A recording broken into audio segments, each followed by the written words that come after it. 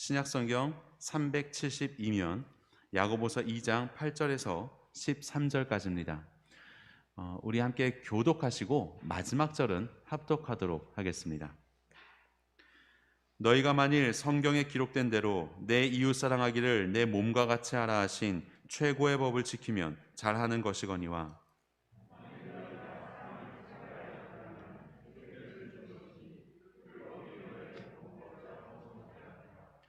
누구든지 온 율법을 지키다가 그 하나를 범하면 모두 범한 자가 되나니,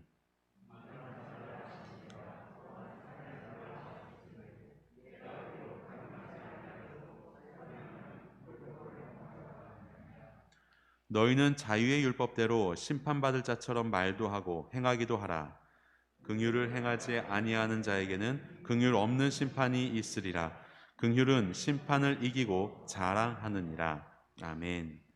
사랑받고 긍휼을 행하십시오라는 제목으로 윤대성 목사님께서 말씀 전해주시겠습니다.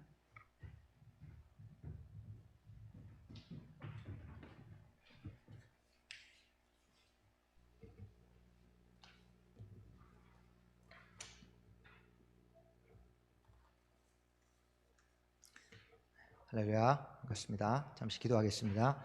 주님, 이 시간도 우리 마음에 주의 말씀을 뿌려주시고 이 말씀이 잘 뿌리내리고 열매 맺을 때까지 성령으로 함께하여 주시고, 특별히 오늘 말씀을 통해서 우리 안에 충분한 또 이 위대한 하나님의 사랑이 가득 채워지는 복된 시간 되게 도와주십시오. 예수님의 이름으로 기도합니다. 아멘.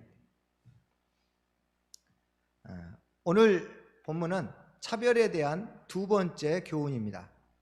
우리 2주 전 설교에서 교회 안에 일어나는 다양한 차별의 원인에 대한 이론편이었다면, 오늘은 이제 실천편인데요. 지난주 우리 한 2주 정도 지난 건데 간략하게 좀 요약하면, 교회 현대교회도 최참 문화가 여전히 남아 있습니다. 그 이유는 성도의 가치관이 세상적으로 변질되었기 때문입니다. 성도의 가치관이 세상적으로 변질된 원인은 가치관에 뿌린 믿음이 흔들리기 때문입니다. 믿음이 흔들리는 이유는 매일 부활해서 현재 우리와 함께 계시는 주님과 교제하는 일이 없기 때문에 우리의 믿음이 흔들리는 겁니다. 더불어 우리의 삶에서 우리의 말과 행동이 주님의 그 아름다운 이름을 비방받게 하는 삶을 살면서 우리의 믿음이 온전하게 서 있지 못하게 되는 것입니다. 그래서 결국 가치관이 흔들리고 우리가 차별하여 사람을 대하는 현상이 우리 삶에 나타나는 것입니다. 그러면 우리는 어떻게 해야 차별하지 않는 성도, 또 그런 교회 공동체를 만들 수 있을까요? 오늘 말씀을 통해서 어떻게 하면 이것을 잘 실천할 수 있는지 우리 각자에게 적용해서 우리가 정말 차별하지 않는 성도, 또 그런 샌드위치 교회 되기를 소망합니다. 9절 말씀을 보면, 만일 너희가 사람을 차별하여 대하면 죄를 짓는 것이라고, 차별이 곧 죄라고 말합니다. 여러분, 차별이 죄라고 생각해 보셨습니까? 그냥 좀 이 사람은 조금 내가 덜 관심 갖고 이 사람은 관심을 더 갖는, 뭐 이런 것 가지고 죄까지, 이렇게 생각하기 쉽습니다. 그런데 성경은 분명히 차별은 죄라고 이야기합니다. 주변 한번 둘러보시죠. 누군가에게 관심을 더 갖고 누군가에게 관심을 덜 갖고 있습니까? 이게 차별이고 주님은 이게 죄라고 말씀하고 있습니다. 왜 차별이 죄일까요? 9절에서 말하는 이 차별이 무엇을 가리키냐면, 8절에 내 이웃 사랑하기를 내 몸과 같이 하라는 이 말씀을 지키지 않는 것이 차별이기 때문입니다. 결국 이웃을 사랑하지 않는 게 죄라는데, 왜 이웃을 사랑하지 않는 게 죄일까요? 10절에 보면, 누구든지 온 율법을 지키다가 그 하나를 범하면 모두 범한 것이 되는 이 율법의 특성 때문에 죄가 됩니다. 율법의 특성이 무엇입니까? 11절에 보면, 간음하지 말라 하신 이가 또한 살인하지 말라 하셨은지. 자, 간음하지 말라. 누가 말씀하셨죠? 하나님이 말씀하셨어요. 살인하지 말라. 하나님 말씀하셨죠. 거짓말하지 말라. 하나님이 말씀하셨죠. 그래서 나는 평생 살인하지 않았어. 그래도 한 번 간음하거나 거짓말하면 살인자처럼 취급한다는 거예요. 하나를 어겨도 둘을 어긴 것과 같고 모두를 어긴 것과 같은 거예요. 이게 율법의 특성입니다. 왜요? 이것도 주신 분이 하나님 한 분이시기 때문입니다. 명령을 어기면 명령을 내린 분과 명령을 수행하는 사람 사이에 관계 문제가 발생합니다. 죄는 규칙을 어기는 게 아니에요. 자, 하나, 둘, 셋, 넷, 5가지 지켜라. 다 지킨다 해서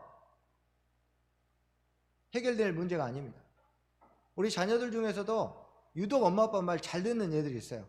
근데 방에 가서는 막 엄마 아빠를 미워하며. 정말 순종한 아이입니까? 죄는 규칙의 문제가 아니라 관계의 문제예요. 하나님과 우리 사이에 관계의 문제가 발생하는 게 죄예요. 이사야는 오직 너희 죄악이 너희와 너희 하나님 사이를 갈라놓았어. 죄는요, 하나님과 우리 사이가 지금 멀어진 거예요. 갈라진 거예요. 우리가 아무리 주일 예배 잘 드리고 뭔가 성도로서 지켜야 할 것들을 잘 지켜도 하나님과 친밀하지 않다면 우리 안에 지금 죄가 들어온 것입니다.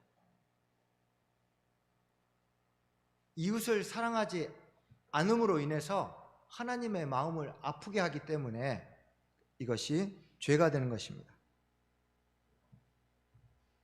그런데 여기서 한 가지 의문이 생깁니다.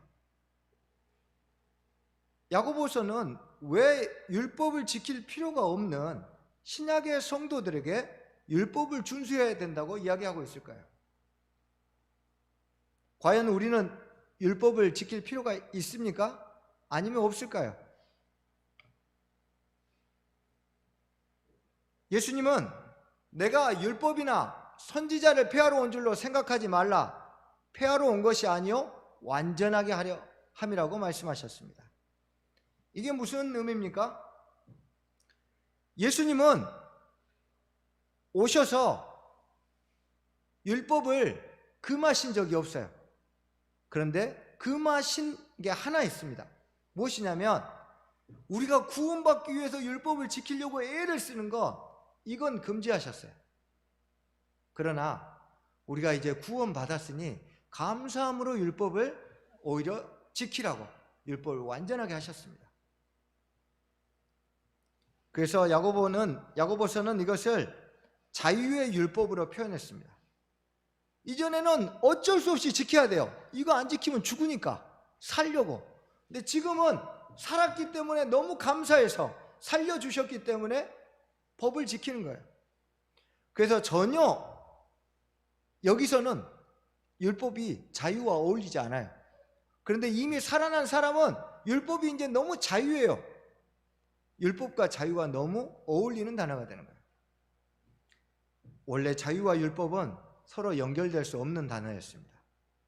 그러나 예수께서 우리를 거스리고 불리하게 하는 법조문을 쓴 증서를 지우시고 제하여 버리사 십자가에 못 박으심으로 우리를 구원하셔서 우리의 구주가 되셨습니다. 그 이후로 저와 여러분에게 율법은 자유예요. 너무 감사함으로 지키는 거예요. 예수님이 우리를 구원하셔서 우리의 주인이 되셨기 때문에 우리는 그 주인의 법을 당연히 감사함으로 따라야 되는 것이죠. 어쩔 수 없이 지켜야 하는 법이 아닙니다, 이제. 그래서 8절에 최고의 법이라고 우리 성경에 번역되어 있는데 원래 이게 원어에는 왕의 법이라고 되어 있어요. 영어 성경에도 마찬가지. 우리가 예수님이 정말 나의 왕이라면 그 법을 따라야 돼요. 예수님이 여러분의 왕이십니까? 아멘. 그렇다면 왕의 법을 따르는 게 너무 즐겁고 기쁘십니까? 별로 안 기쁘세요? 어쩔 수 없이 예배 나오셨어요? 어쩔 수 없이 찬양하나요? 정말 예수님이 우리의 왕이시라면 우리는 그 법을 자유롭게 기꺼이 따라야 되는 겁니다. 야고보서 2장 5절에 약속하신 나라를 상속으로 받았다 했습니다. 우리는 지금 대한민국에 살고 있지만 또 다른 나라에 살고 있어요. 그 나라의 법을 지켜야 합니다. 그 중에 대표적인 법이 이웃사랑입니다. 정리를 하면 지금 야고보서에서 차별하지 말라고 했는데, 여러분 차별하지 마세요 하면 차별이 안 됩니까? 나 차별 안 해야지. 자기 배 아파 낳은 자식도 다 똑같이 사랑하기 어려운데, 그래서 차별하지 않으려고 노력하는 대신 적극적으로 사랑하라는 거예요. 차별하지 않는 가장 좋은 방법은 적극적으로 사랑하는 거예요. 그런데 문제는 이렇게 적극적으로 이웃을 사랑하는 게 쉽지 않다는 것입니다. 제가 지난달에 병가 내고 돌아왔더니 여러분이 하는 가장 많은 질문이 뭔지 아세요? 목사님, 뭐가 그렇게 가장 힘드세요? 이렇게 물어보시더라고요. 그래서 그 질문을 듣고 질문을 좀 제가 바꿔봤어요. 그래서 목회에서 가장 힘든 게 무엇일까? 나는 지금 하고 있는 목회 중에 뭐가 제일 힘든지 한번 자문해 봤습니다. 교회 건축이나 리모델링? 아니에요. 행정 조직을 갖추는 거? 또 설교나 신방하는 거? 물론 힘들죠. 설교가 완성이 안 되면 저녁에 자고 있는데 막 머릿속에 설교가 돌아가요.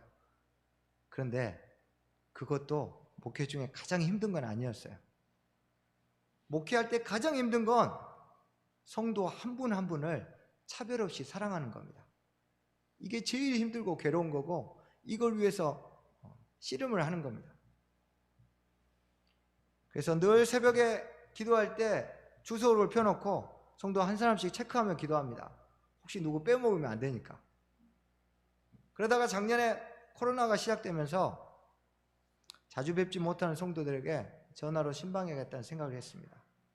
그래서 처음에는 좀 코로나로 경제적으로 힘든 분들, 또 기저질환이 있어서 몸이 좀 약하거나 또는 좀 상황이 좋지 않는 분들만 이렇게 추려서 전화를 드리려고 계획했다가, 제 마음에 모든 사람에게 전화를 하라는 감동을 주셔서 모든 사람에게 다 2달에 걸쳐서 전화하고, 또 통화가 안 된 분은 문자 메시지를 보냈습니다. 그런데 제가 이걸 전화하면서 새롭게 알게 된 사실이 하나 있습니다. 분명히 직장도 너무 좋고 가정도 굉장히 좋고 겉으로 보기에 아무 문제가 없어 보이는 분들, 오히려 저하고 더 통화 시간이 길었습니다. 그러면서 깨닫게 된 것은, 내가 여전히 차별하지 않는다고 생각하지만 이분들의 겉으로 보이는 모습을 통해서 내가 여전히 관심 쏟는 분량이 다르구나, 제가 차별하고 있는 목회자라는 걸 깨달았습니다. 우리가 얼마나 차별 없이 사랑하는 게 쉽지 않은지를 우리가 경험을 통해서 이미 압니다. 우리는 참 외적으로 보는 모습을 보고 사람을 평가하고 판단하고 대우하는데 너무나 익숙해져 있습니다. 여러분은 어떻습니까? 이웃을 사랑함으로 차별하지 않는 삶을 살고 있습니까? 아니면 미워하지 않는 것으로 만족합니까? 우리는 보통 미워하지 않으면 됐지, 그래서 미워하지 않고 그냥 그렇게 지내는 걸로, 그냥 교회 오면 목례 한 번씩 하고 무시하지 않는 정도로 충분히 우리가 차별하지 않는 사랑을 했다고 생각합니다. 주님은 분명하게 우리에게 말씀하십니다. 적극적으로 사랑하지 않는 것은 차별하는 죄를 짓는 것이라고. 그러면 우리가 차별하지 않는 사랑을 하기 위해서 어떻게 해야 되는지 한번 살펴보겠습니다. 먼저 사랑하기 위해서는 이웃을 사랑하라 했잖아요. 누가 나의 이웃인지를 알아야 돼요. 여러분의 이웃은 누구십니까? 누가 여러분의 이웃입니까? 멀리서 찾지 마세요. 매주 마주치는 가족들, 남편, 아내, 자녀들, 또 자주 만나는 직장 동료들, 교회 성도들, 물론 선교지에 있는 사람들, 우리나라에서 와서 차별받는 외국인들, 또 우리가 섬겨야 될, 사랑을 베풀어야 될 이웃들이 많습니다. 하지만 가까운 가족부터, 매일 만나는 사람부터 사랑하는데 우리가 훈련하고 익숙해져야 합니다. 가장 먼저 아내와 남편, 그리고 부모님과 자녀들을 적극적으로 사랑하는 훈련을 하십시오. 이들을 내가 사랑해야 될 첫 번째 이웃으로 정의를 내리십시오. 저희는 애들이 싸우면 항상 복창시키는 게 있습니다. 누가 너의 가장 가까운 이웃이지? 그러면 이야기를 합니다. 누나요, 동생이요. 여러분, 요즘 아이들이 누가 제일 가까운 이웃인지 아십니까? 친구입니다. 왜요? 하루 중에 가장 많은 시간을 친구들과 지내니까. 그래서 부모나 형제보다 친구하고 훨씬 더 친해요. 부모한테 안 터놓는 고민도 친구한테는 터나요. 왜요? 가장 많은 시간을 보내고 가장 가까운 이웃이라고 생각하니까. 그래서 부모의 바람과 달리 결혼하고 나서 형제 간에 싸움이 일어나는 경우가 어릴 때부터 훈련이 안 돼 있기 때문입니다. 마찬가지예요. 우리도 가까운 데서부터 사랑하는 법을 훈련하지 않고 자꾸 멀리 어디 고아원 가서, 아니요, 먼저 가까운 곳, 주님이 내게 매일 마주치게 하신 그 사람부터 사랑하는 훈련을 하십시오.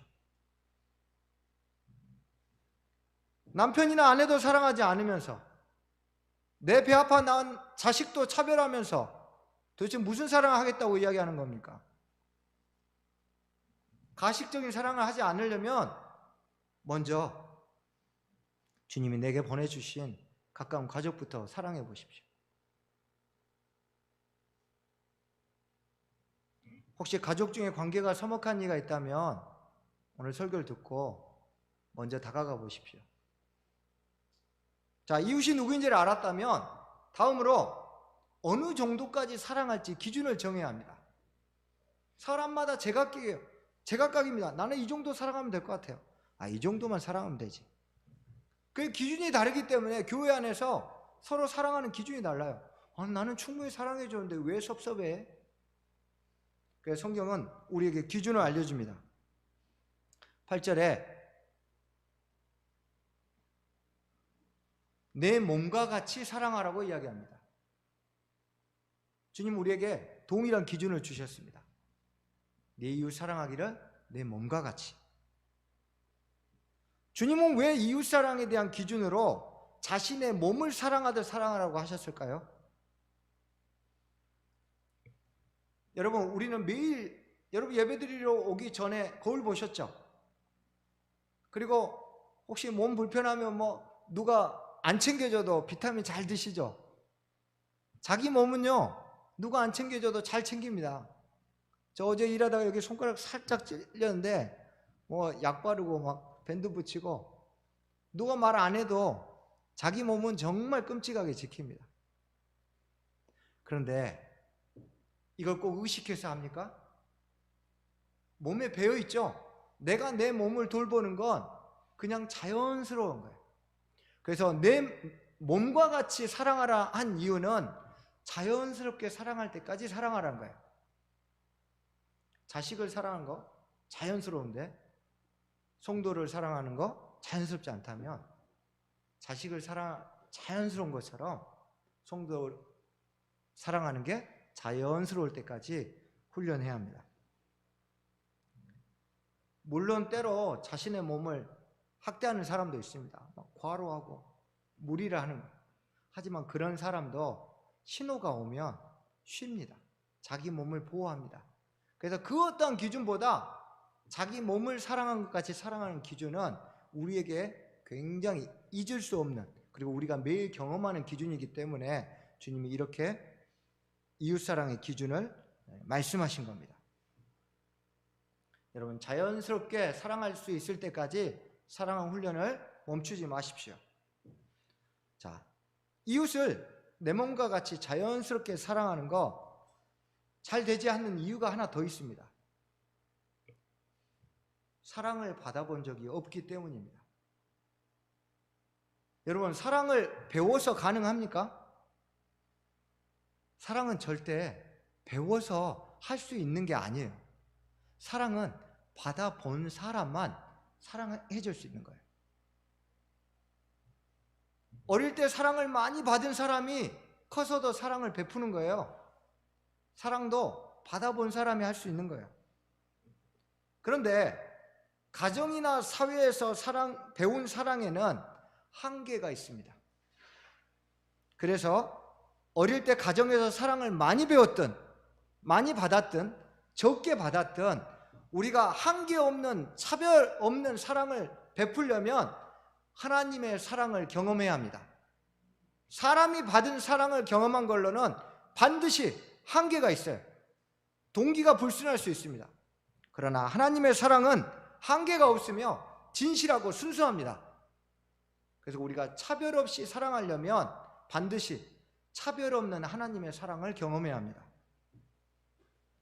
혹시 여러분의 남편이, 여러분의 아내가 사랑을 받아본 적이 없는 가정에서 자라서 나를 사랑하지 않는다고 제발 사랑해달라고 호소하는데도 안 되면 기도하십시오. 하나님, 저 사람이 하나님의 차별 없는 사랑을 경험할 수 있도록 은혜를 부어주십시오. 그 사랑만이 여러분을 만족시킬 수 있습니다. 가까운 이웃인 가족이나 교회 성도를 사랑하는 게 어렵다면 주님, 정말 제 안에 십자가의 아들을 내어주신 한계 없는 그 사랑을 제 영혼에 가득 부어주십시오. 그렇게 기도하십시오. 자, 이렇게 사랑을 받고 배웠으면 어떻게 할까요? 실제로 표현해야 합니다. 사랑은 표현되지 않으면 아무 소용이 없습니다. 사랑은 추상적인 게 아닙니다. 반드시 구체적으로 나타나야 합니다. 그래서 13절에 긍휼을 행하지 아니하는 자에게는 긍휼 없는 심판이 있으리라. 긍휼은 심판을 이기고 자랑하느니라. 사랑은 반드시 긍휼, 자비로 베풀어져야 돼요. 표현되어져야 돼요. 여러분 얼마나 가지고 있는 사랑을 베풀고 흘려보내고 있습니까?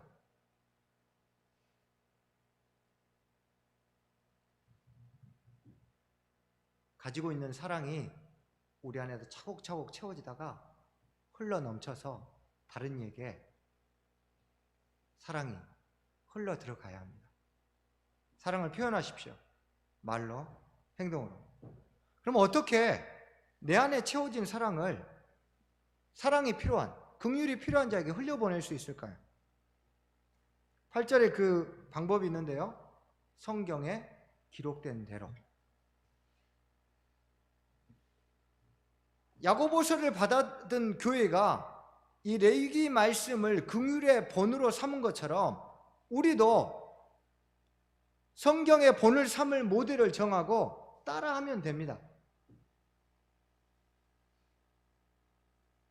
이웃사랑에 대한 최고의 본은 이웃을 사랑하기 위해서 목숨을 내어주신 예수님입니다. 그러므로 여러분 성경을 읽으면서 예수님이 사람을 사랑하신 말과 행동, 모습들을 읽고 그대로 따라해 보십시오.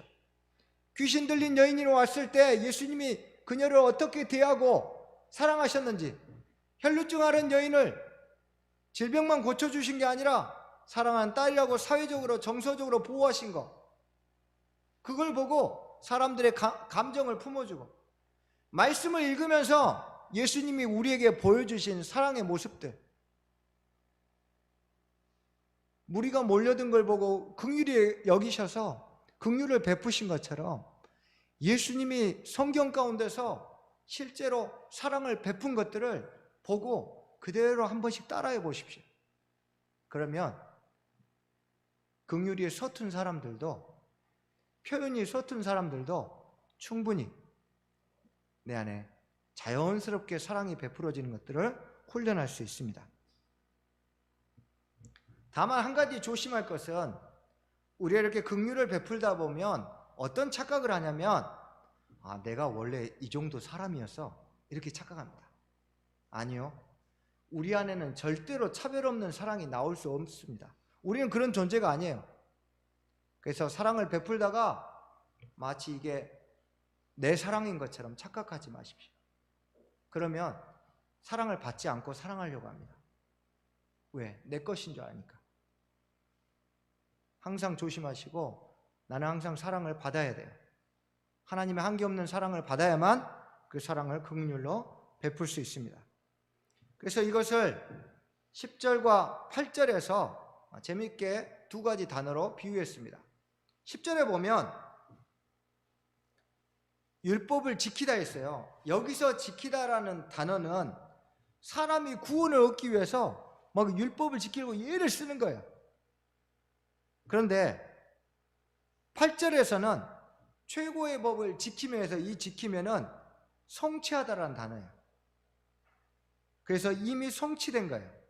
다시 말해서 10절에서의 사랑은 지금 사랑을 받지를 않았는데 내 사랑을 막 쥐어 짜가지고 이걸로 사랑하려고 하는 사랑이에요. 그런데 8절에서의 사랑은 이미 내 안에서 하나님이 사랑을 가득 부어주셔가지고 경험한 사랑, 성취된 사랑을 가지고 사랑하는 거예요. 여러분 지금 어떤 사랑을 가지고 여러분 가까이 있는 이웃을 사랑하려고 노력하고 있습니까? 내 안에 사랑을 가지고 짜내서 사랑하려고 하면 좋을 때야 사랑하겠죠. 아내가 예뻐 보일 때야 예뻐하겠죠. 상황과 상관없이, 조건과 상관없이 차별 없는 사랑을 행하려면 내 안에서 경험된 사랑, 성취된 사랑, 그 십자가에다 절절히 흐르던 사랑이 경험될 때 이 사랑을 가지고 사랑할 때 그 사람의 조건과 상관없이, 겉으로 보여지는 모습과 상관없이 차별 없는 사랑을 할 수 있는 겁니다. 그래서 내가 예를 쓴다고 되는 게 아니에요. 다시 말해서 우리는 사랑의 통로가 돼야 돼요. 하나님의 그 한계없는 사랑을 경험해서 이 사랑이 내 안에서 성숙되어져서 각자가 다 표현은 다르지만 긍휼로 흘러갈 때 우리가 그 파이프의 역할을 해야 돼요. 우리는 사랑의 통로가 돼야 합니다. 그러려면 예수님께서 성취하신 사랑을 맛보십시오. 그 사랑을 맛본 사람은 반드시 긍휼을 베풀게 되어 있습니다. 이렇게 하면 이웃사랑이 자연스러워집니다. 그전에는 억지로 노력해서 했기 때문에 뭔가 부자연스러운데 내 안에 부어진 그 사랑이 넘치면 이 사랑은 자연스럽습니다. 이러한 차별 없는 사랑의 열매가 우리 가정과 또 직장과 교회에 아름답게 맺히기를 축복합니다. 작년 가을부터 착한 양 착한 목자 바로 세우기 TF가 시작됐고 제가 거기에 참여했습니다. 주된 목적은 우리의 예배가 다시 회복되고 예배 부흥이 교회의 목장 모임 또 각종 모임과 행사들 또 가정으로 영향을 끼쳐서 새누리교회가 다시 한번 예배의 부흥을 맛보고 주님이 원하는 교회로 변화되는 것, 이게 이 TF의 시작한 이유입니다. 많은 논의들이 있었습니다. 또 예배 부흥에 대한 논의도 있었습니다. 이런 논의들을 하면서 과연 예배 부흥을 위해서 무엇을 준비하는가? 반대로 생각해 봤어요. 그러면 새누리교회의 예배 부흥을 맡고 있는 건 무엇인가? 곰곰이 생각해 보았습니다. 그리고 내린 결론은 사랑이었습니다. 우리가 아무리 예배당을 좋게 꾸미고 예배 각 순서들을 고민하고 해서 완벽하게 변화를 주어도 우리 사이에 사랑이 없다면 이 예배에 예수님은 임재하지 않습니다. 주님이 임재하지 않는 예배가 어떻게 영광과 은혜가 넘치겠습니까? 어떻게 주님 없는 예배에서 부흥을 맛보겠습니까? 사랑 없는 공동체가 목장 중심교회 다음 세대 예배 변화를 외친들 무슨 소용이 있겠습니까? 사랑 없으면 아무 소용 없어요. 여러분 정말 멋지게 리모델링 된 집에 가구도 아주 예쁜 거 들여놨는데 냉기가 흐르고 분위기가 썰렁하면 거기서 살겠습니까? 따뜻하고 들어가면 정말 자유와 기쁨, 사랑받는 느낌을 받아야 그곳에 들어가서 살지 않겠습니까? 정말 우리가 준비해야 될 것은 사랑하는 공동체입니다. 그럴 때 우리가 하나하나 준비했던 것들이 좋은 기능과 역할을 할 수 있는 거예요. 차별 없는 사랑을 다시 한번 하는, 그래서 정말 주님이 사랑하는 공동체가 드린 예배 가운데 임재할 수 있는 예배, 그게 부흥의 지름길입니다.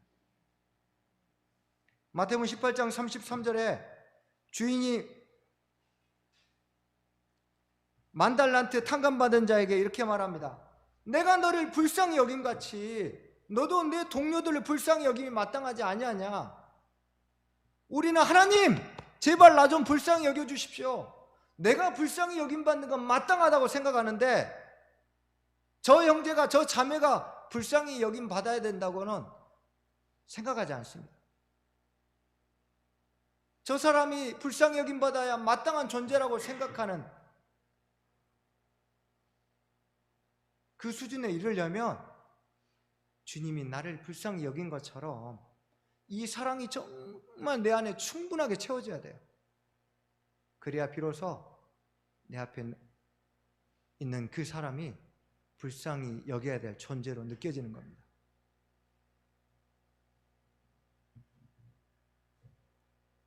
정말 우리 자신이 선한 것 없는데 주님의 사랑을 온전하게 받은 자라는 게 깨달아졌다면 우리 다시 한번 주님 우리에게 주신 가족들, 성도들, 또 지인들을 마땅히 긍휼히 여겨야 될 자로 생각하고 주님의 사랑을 흘려보내는 새누리 성도들 되기를 축복합니다.